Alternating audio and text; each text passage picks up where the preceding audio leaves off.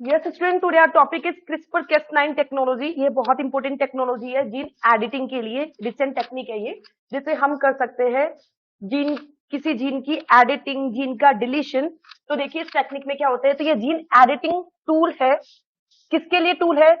Cut करने के लिए। सपोज हमको एक जीनोम में से अनवांटेड फ्रेगमेंट को रिमूव करना है, तो आप क्रिस्पर Cas9 टेक्नोलॉजी से कर सकते हैं। या इस जीन में आपको कुछ मॉडिफिकेशन करना है, तो ये टेक्निक इसके लिए यूज करी जाती है।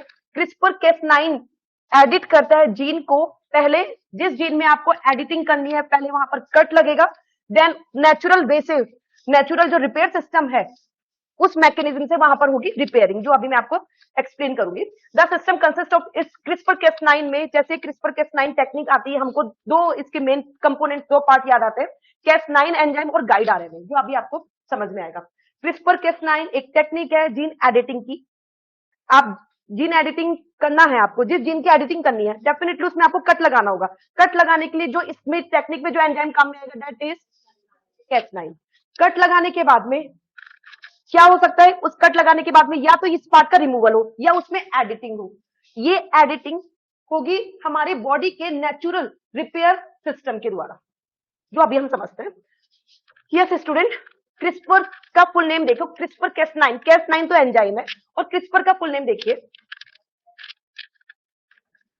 Clustered regularly interspace short palindromic repeats. यहां देखो, ये वाली जो सीक्वेंस है, ये पैलिंड्रोमिक रिपीट्स है।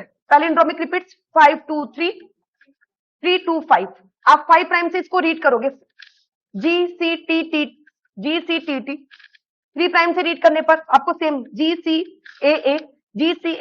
ये पैलिंड्रोमिक रिपीट्स है, और ये पैलिंड्रोमिक रिपीट्स पैलिंड्रोमिक सीक्वेंस का क्लस्टर है। क्रिस्पर क्लस्टर है regularly interspace short palindromic repeat. इसका मतलब समझो, ये वाली सीक्वेंस और ये सीक्वेंस एक दूसरे की पैलिंड्रोमिक सीक्वेंस है, और बीच में स्पेसर सीक्वेंस है, इसलिए बोले clustered regularly interspace short palindromic, और ऐसे रिपीट्स होते हैं क्रिस्पर में। अभी आपको समझ में आएगा। Cas9 क्या है? क्रिस्पर से एसोसिएटेड प्रोटीन, जो एक एंजाइम की जैसे काम करने वाली है।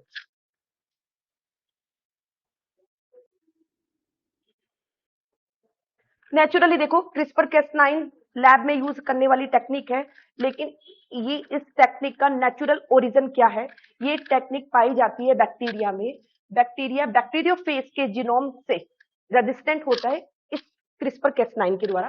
कैसे? देखिए, ये मिलती है नेचुरली बैक्टीरिया में। क्या प्रोवाइड करवाती है बैक्टीरिया को? Defence against virus. अभी आपको समझ में आएगी। ये है बैक्टीरियल सेल, राइट? और बैक्टीरियोफेज का जीनोम इंटीग्रेट हो रहा है बैक्टीरिया के सेल में। बैक्टीरिया की एंजाइम कैस, जो आपका टॉपिक चल रहा है क्रिस्पर Cas9। कैस कहां का एंजाइम है? बैक्टीरिया का। बैक्टीरिया ने कट लगाया, कैस एक तरह से एंडोन्यूक्लियस के जैसे काम कर रहा है, और कट लगाने के बाद बैक्टीरियोफेज के जीनोम का एक पार्ट खुद के जीनोम में मर्ज कर लिया। फिर से Cas9 ने क्या किया? बैक्टीरियोफेज का जीनोम कट लगाया, कट लगाने के बाद में बैक्टीरियोफेज के जीनोम को अपने जीनोम में इंटीग्रेट करा। तुम बता सकते हो जो इस टेक्निक है, देखो इस टेक्निक का नाम कहां से डिराइव हुआ? ये जो पार्ट इंटीग्रेट हुआ, जो बैक्टीरियोफेज का जीनोम, जो बैक्टीरियोफेज का सेगमेंट का जो इंटीग्रेशन किया है, शायद गेट बंद करो, आवाज बाहर से थोड़ी सी आ रही है। ये बैक्टीरियोफेज का जीनोम इसमें इंटीग्रेट हुआ है। ये वाली जो सीक्वेंस है, ये पैलिंड्रोमिक सीक्वेंस है, पैलिंड्रोमिक रिपीट सीक्वेंस, और पैलिंड्रोमिक सीक्वेंस का रिपीटेशन है। इस कारण इसको क्या बोला तुमने? क्लस्टर। किसका क्लस्टर है? पैलिंड्रोमिक रिपीट सीक्वेंस का क्लस्टर है। और इस क्लस्टर के बीच में बैक्टीरियोफेज का जीनोम इंटीग्रेट किया। इससे इसको कैसे डिफेंस प्रोवाइड होगी? सपोज ये बैक्टीरियोफेज इन फ्यूचर फिर से अटैक करते हैं उस बैक्टीरिया को, तो ये पार्ट एक मेमोरी की जैसे काम करेगा। देखिए, ये आपको पिक्चर समझ में आ गया? इससे आपको समझ में आ रहा है? पहले बैक्टीरियोफेज का जीनोम इंटीग्रेट करा, Cas9 जो बैक्टीरिया का एंजाइम है, जो एसोसिएटेड है इस वाले पार्ट से, क्रिस्पर से। कैस ये बैक्टीरियोफेज का जीनोम इंटीग्रेट करा गया है क्रिस्पर के बीच में। नाउ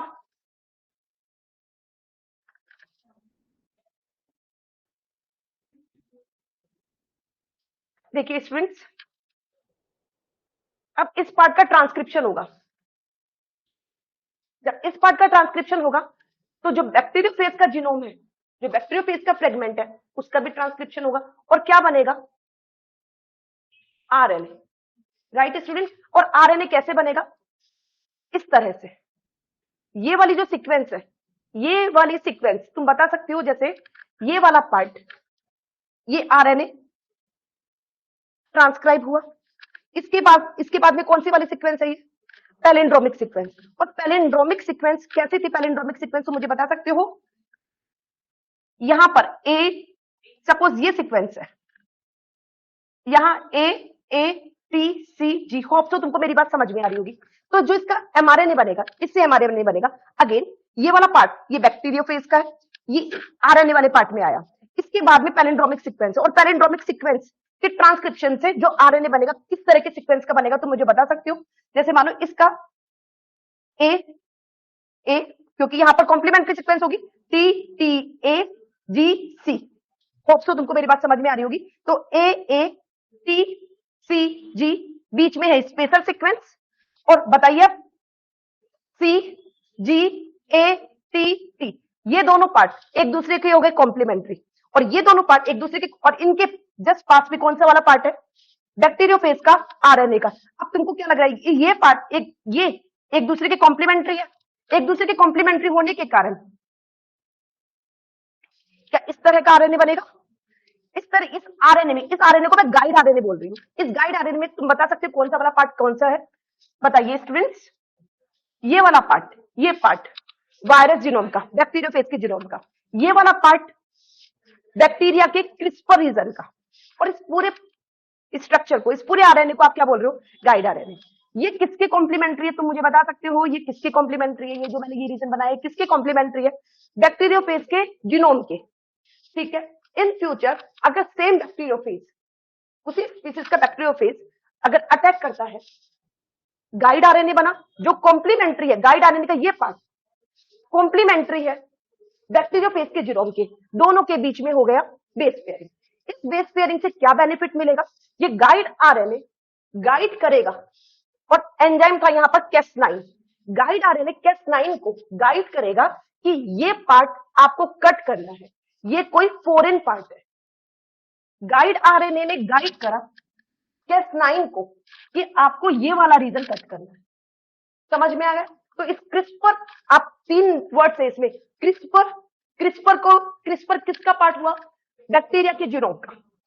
क्रिस्पर का मतलब cluster of short palindromic repeats, जिसमें पैलिंड्रोमिक सीक्वेंस है, और इन पैलिंड्रोमिक रिपीट्स के कारण आपका जो आरएनए है इस तरह से बना, जिसको आपने बोला गाइड आरएनए।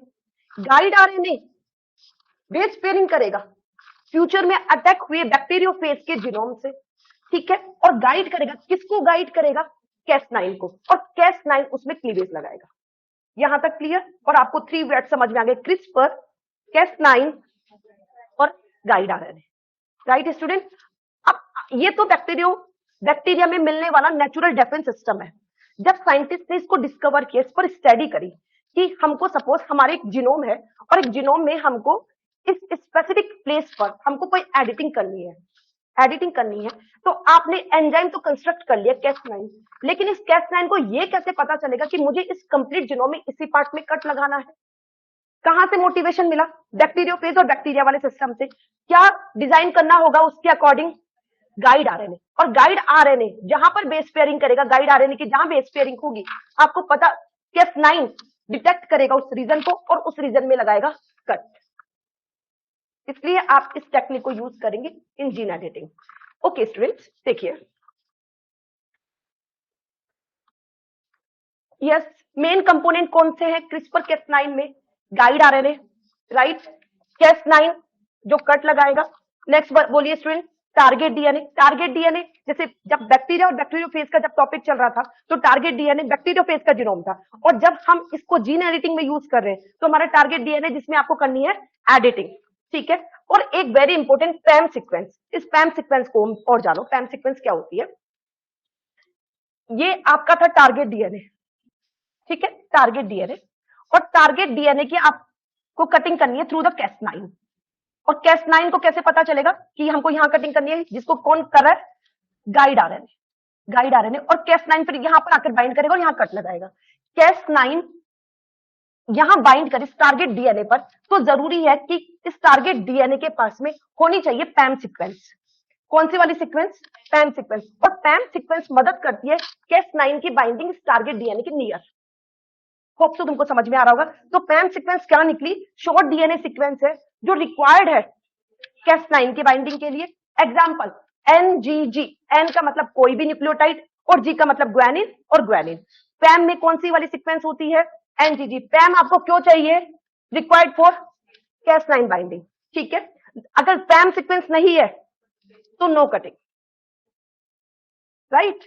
ओके, Cas9 के बारे में जानिए। Cas9 एक एंडोन्यूक्लियस है, जैसे अभी आपने देखा था बीच में से डीएनए को कट कर रहा है, तो एक एंडोन्यूक्लियस है, कट कर रहा है दोनों स्ट्रैंड्स को, both strand DNA at a specific site.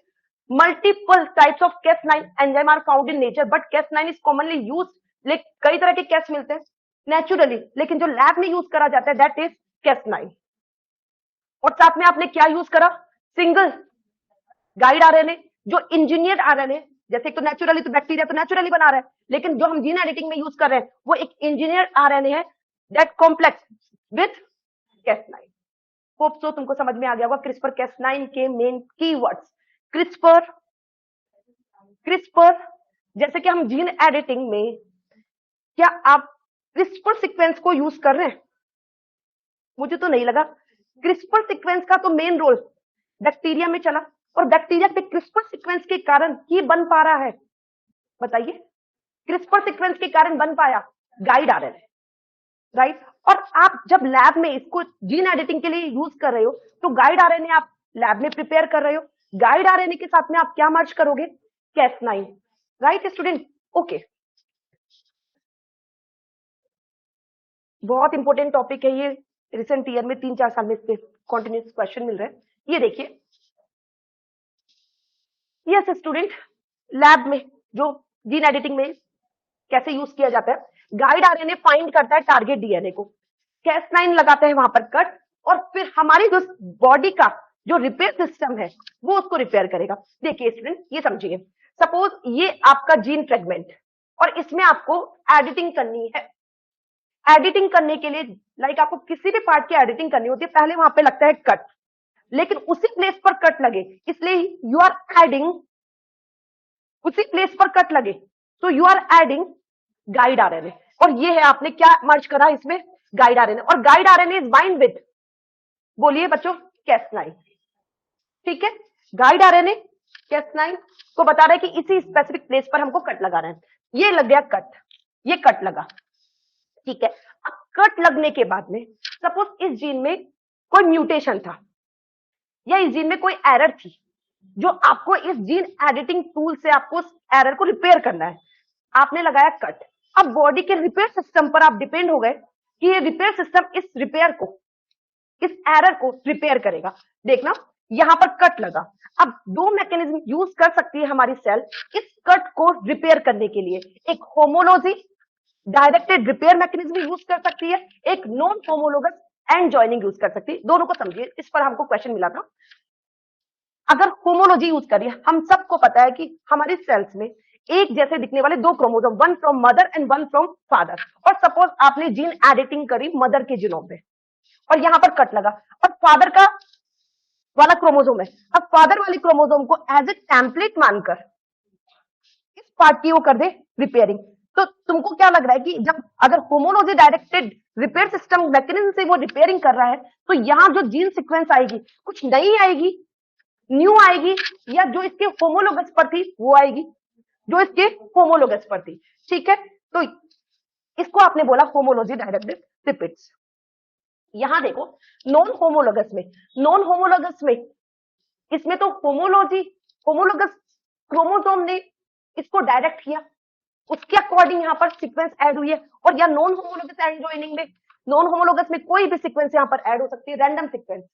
इस वाली प्रोसेस में तुमको क्या लग रहा है, डिलीशन होगा जीन का? डेफिनेटली होगा, इसमें डिलीशन नहीं होगा। ठीक है, इसमें म्यूटेशन भी आप कोज कर सकते हैं। सपोज इस वाले पार्ट में आपको म्यूटेशन कोज करना था, और कोई भी रैंडम सीक्वेंस जब इंसर्ट हो गई है, तो ये पार्ट क्या हो गया? With mutation. जैसे एक टॉपिक होता है साइट डायरेक्टेड म्यूटाजेनेसिस, जिसमें अगर आपको एक साइट पर म्यूटेशन कोज करना है तो हम इस तरह से भी कर सकते हैं। राइट स्टूडेंट, ये दोनों टॉपिक याद रखना। चलो फिर से बताते हैं कि हमने इस वाले टेक्निक में क्या किया। सपोज हमको एक टारगेट डीएनए में एडिटिंग करनी है, तो हमने पहले ही लैब में क्या डिजाइन करा, बोलिए student, guide RNA. Guide RNA में कौन सी वाली सीक्वेंस डाली गई, जो इस टारगेट डीएनए की कॉम्प्लीमेंट्री वाली सीक्वेंस। राइट, गाइड आरएनए से क्या बेनिफिट मिला, जहां गाइड आरएनए की बेस पेयरिंग होगी वहां पे कौन पहुंचेगा साथ में, कैस9। कैस9 ने कटिंग करी, कटिंग करने के बाद ये पार्ट हुआ। अब इस पार्ट का जो रिपेयरिंग है या इस पार्ट का जो फिल है, कौन कैसे होगा, तुम बोलोगे रिपेयर मैकेनिज्म से। दो तरह के मैकेनिज्म सेल यूज कर सकती है,